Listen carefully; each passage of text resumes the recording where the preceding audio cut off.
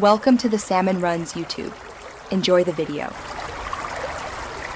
You begin by mixing rice flour with water, salt, and oil to make a pourable batter. This replaces corn masa and gives a crisp, neutral base. Whisk until no lumps remain. Consistency matters because thin batter makes floppy chips and thick batter makes dense chips. Once smooth, heat a non-stick skillet to medium-high so the batter hits a hot surface and puffs slightly. Make sure the pan is evenly hot to form uniform discs that will later crisp into nachos. You pour small portions and spread them thin into 3 to 4 inch discs. Thinness controls crispness and bite. Cook each side for about 1 to 2 minutes until edges brown. This caramelization adds flavor and structural rigidity.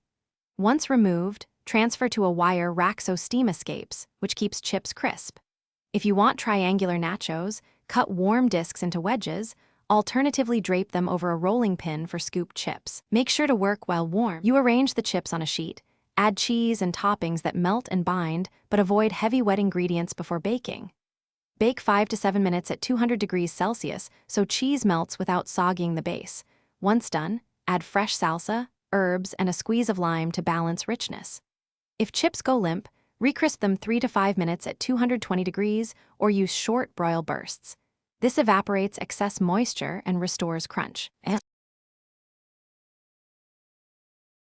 Thanks for watching. Consider subscribing if we helped you.